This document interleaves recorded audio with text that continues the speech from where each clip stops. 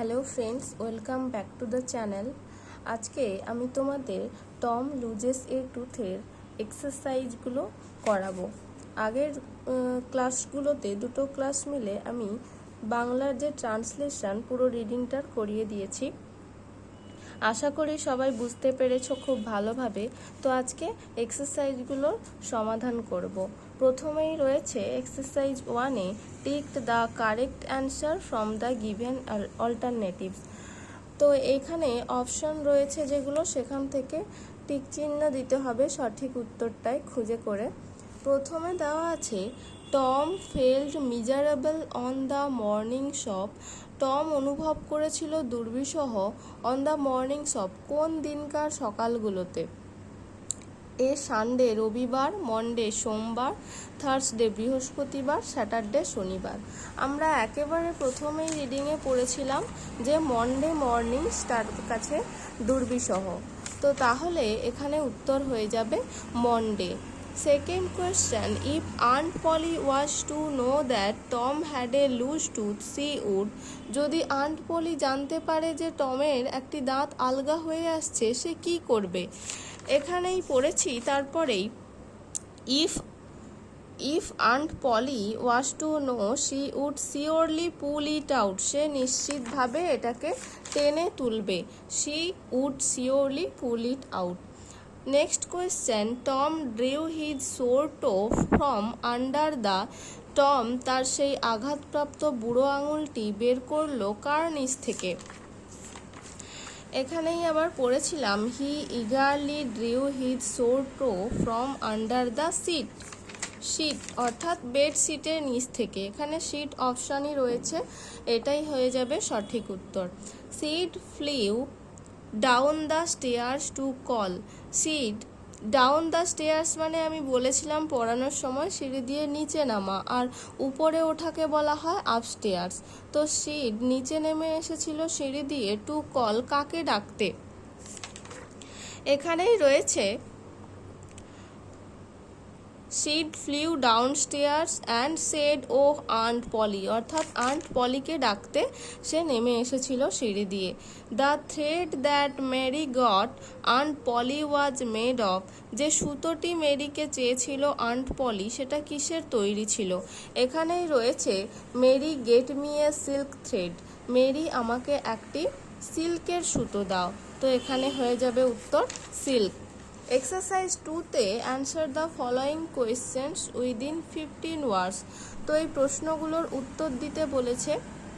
প্রথম কোশ্চেন রয়েছে which one of Tom's tooth had come loose. অর্থাৎ টমের দাঁতের মধ্যে কোনটি আলগা হয়ে এসছে? এখানেই রয়েছে প্রথমেই ওয়ান অফ, এই হিজের জায়গায় হবে Tom's. One of Tom's upper front teeth, অর্থাৎ টমের উপরের অংশের দাঁতগুলোর মধ্যে একটি। তারপরেই হয়ে যাবে had come loose. Had come loose অর্থাৎ one of Tom's upper front teeth had come loose. Second question, how are Sid and Mary related to Tom. Sid এবং মেরি টমের সম্পর্কে কে হয়? Sid and Mary are Tom's cousin. ওরা ছিল টমের cousin, অর্থাৎ পিস্তুতো বা কাকাতো ভাই বোন। Why did Tom ask Sid not to stir him. কেন টম সিডকে বলেছিল তাকে নাড়াতে না? এখানেই রয়েছে don't stir so Sid you kill me, অর্থাৎ তাকে নাড়াতে বলেছিল, মনে হচ্ছিল যেন তাকে মেরে ফেলবে। তো Tom asked Sid not to stir him because, কারণ হি উড, তাকে মেরে ফেলতে পারে। He would kill him. He would kill him. Why did Tom pretend his toe was paining. কেন টম ভান করেছিল তার পায়ের বুড়ো আঙুলটা যন্ত্রণা হচ্ছে? কারণ সে কি চেয়েছিল? এখানেই রয়েছে প্রথমে যদি লিখি Tom pretended his toe was paining because কারণ হি ইউ এর জায়গায় হবে হি ওয়ান্টেড টু স্টে সে থাকতে চেয়েছিল হোম বাড়িতে ফ্রম স্কুলে না গিয়ে অ্যান্ড গো ফিশিং এবং মাছ ধরতে চেয়েছিল ফুল স্টপ। এক্সারসাইজ 3-তে 3টে কোয়েশ্চেন রয়েছে, এর উত্তর হবে what did Tom remember hearing from a doctor. Tom একটি ডক্টরের কাছে কি শুনেছিল যেটা মনে করেছিল, স্মরণ করেছিল। এখানেই রয়েছে হিয়ের জায়গায় হবে Tom. Tom remembered hearing from a doctor. টমের মনে পড়ে সে একজন ডক্টরের কাছে শুনেছিল দ্যাট যে এ সার্টেন এইলমেন্ট একটা নিশ্চিত অসুস্থতা কুড লে আপ শুইয়ে রাখতে পারে এ পেশেন্ট একটি রুগীকে ফর 3 days 3 দিনের জন্য and make him lose a finger এবং তার একটি আঙুল সে হারাতে পারে। এটাই হবে উত্তর।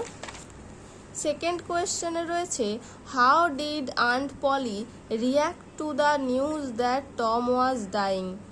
আন্ট পলি কিভাবে রিয়্যাক্ট করেছিল অর্থাৎ প্রতিক্রিয়া দিয়েছিল টু দ্য নিউজ এই খবরটা শুনে দ্যাট যে টম ওয়াজ ডাইং যে টম মারা যাচ্ছে। তো Aunt Polly reacted to the news that Tom was dying, ওটা হয়ে গেল। তারপরে লিখবে at first he did not believe, প্রথমে সে বিশ্বাস করতে পারেনি। দেন তারপরে কি হলো যে she flew upstairs with Sid and Mary, সে সিড এবং মেরির সাথে উপরে উঠে গেল। দেন ফুল স্টপ, হার ফেস গ্লিউ পেল অ্যান্ড হার লিপস ট্রেম্বলড। ব্যাস। How was Tom's loose tooth taken out, কিভাবে টমের আলগা দাঁতটি বেরিয়ে এসছিল। এখানেই রয়েছে the old lady fastened one end of the silk thread to Tom's tooth and other end to the bedpost, অর্থাৎ বৃদ্ধ মহিলাটি বেঁধেছিল একটি সুতো সিল্কের, সেটি টমের একটি দাঁতে এবং অন্য প্রান্তটি বেড পোস্টে। দেন দাস এইভাবে Tom's loose tooth was taken out, টমের আলগা দাঁতটি বেরিয়ে এসছিল। তারপরে আমরা যদি দেখি এক্সারসাইজ 4-এ, ওখানে রয়েছে কিছু গ্রামার। প্রথমে রয়েছে Rafiq was running fast, Rafiq দ্রুত দৌড়াচ্ছিল। Change into an interrogative sentence, এটিকে ইন্টারোগেটিভ সেন্টেন্স অর্থাৎ জিজ্ঞাসাবাচক প্রশ্নে উত্তর দিতে হবে। Rafiq was running fast, Rafiq দ্রুত দৌড়াচ্ছিল। তাহলে রফিক কি দ্রুত দৌড়াচ্ছিল না? তো প্রথম কোশ্চেনের অ্যান্সারটা আমি গ্রামারগুলোর উত্তরগুলো আমি এখানে লিখে দিচ্ছি। প্রথম কোশ্চেনের অ্যান্সার হবে Rafiq was running fast, change into an interrogative sentence, Rafiq দ্রুত দৌড়াচ্ছিল। এটাকে একটি জিজ্ঞাসাবাচক বাক্যে পরিণত করতে বলা হয়েছে। যদি আমি ইন্টারোগেটিভ সেন্টেন্সে পরিণত করি তবে হবে was not Rafiq running fast, Rafiq কি দ্রুত দৌড়াচ্ছিল না? তো হবে কি was not Rafiq running fast, অবশ্যই হবে জিজ্ঞাসা চিহ্ন। বিয়ের দাগের আছে the boy would never forget the exciting incident, change into an affirmative sentence. এখানে নেভার রয়েছে মানে এটি নেগেটিভে রয়েছে, অ্যাফার্মেটিভ অর্থাৎ হ্যাঁ বাচকে আমাকে পরিণত করতে হবে। ছেলেটি কখনো ভুলবে না ওই এক্সাইটিং ইনসিডেন্ট অর্থাৎ উত্তেজনামূলক ঘটনার কথা। তাহলে হবে কি ছেলেটি সবসময় মনে রাখবে, অর্থাৎ হবে দ্য বয় উড নেভারের বিপরীত অলওয়েজ সবসময়, ফরগেট ভুলে যাওয়া তার বিপরীত রিমেম্বার মনে রাখা। The boy would always remember the exciting incident.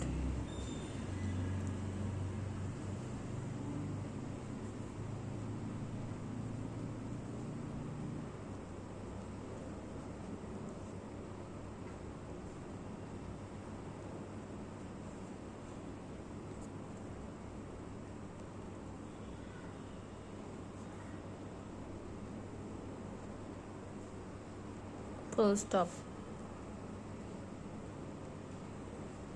তারপরে রয়েছে we had a wonderful time last evening. গত সন্ধ্যাবেলা আমাদের একটি সুন্দর টাইম কেটেছিল। এটিকে এক্সক্লামেটরি সেন্টেন্সে পরিণত করতে হলে সবসময় হোয়াট এ, হাউ এ এইভাবে করতে হয়। তো আমি এখানে লিখব what a wonderful time we had last evening.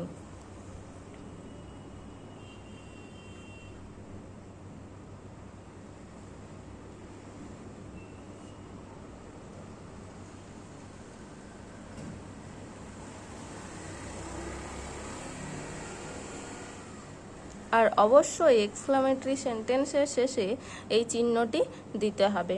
তারপরে রয়েছে he loves to play football. Say football খেলতে ভালোবাসে। এটিকে ইন্টারোগেটিভ সেন্টেন্সে অর্থাৎ প্রশ্নবোধক বাক্যে পরিণত করতে বলেছে। তাহলে হবে সে কি ফুটবল খেলতে ভালোবাসে না? তাহলে হবে কি does not he love to play football?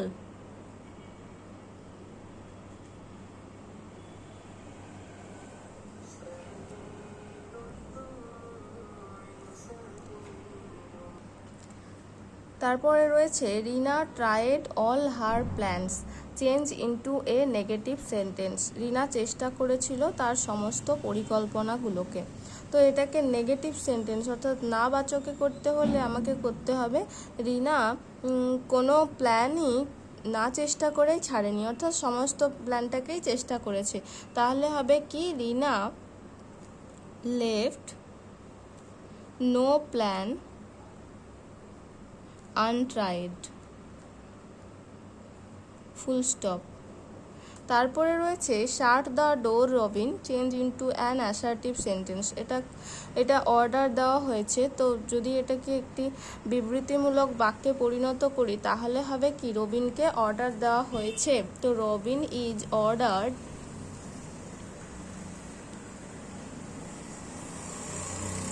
Two shut the door,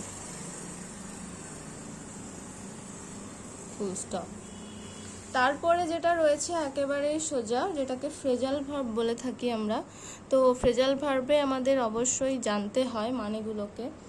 exercise 5-এ রয়েছে the enemy surrendered without a fight. এখানে সারেন্ডার্ড অর্থাৎ বশ্যতা স্বীকার করা, সারেন্ডার্ড হয় গিভ ইন মানেও বশ্যতা স্বীকার করা। আরেকটা জিনিস জানতে হবে, এটা পাস্ট ফর্মে আছে, ইডি যোগ আছে, অর্থাৎ গিভের পাস্ট ফর্ম গেভ হবে। তাহলে হবে গেভ ইন। তারপরে রয়েছে রিকভার্ড আরোগ্য লাভ করা, ওটা হয় কাম রাউন্ড। এখানেও ইডি রয়েছে সেহেতু হবে কেম রাউন্ড, অর্থাৎ পাস্ট ফর্মে রয়েছে।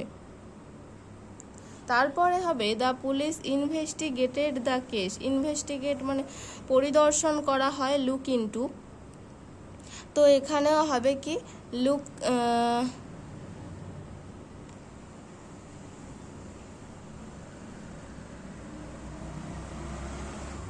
Looked into. তারপরে রয়েছে আন্ডারস্ট্যান্ড বুঝতে পারা, ওটা হবে মেক আউট। তারপরে রিমেম্বার, ওটা হয় কল আপ। তো আশা করি সবাই বুঝতে পেরেছো। যদি না বুঝে থাকো তাহলে অবশ্যই কমেন্ট করো, আর ভিডিওটি ভালো লেগে থাকলে অবশ্যই লাইক করো এবং চ্যানেলটিকে সাবস্ক্রাইব করো। Thank you.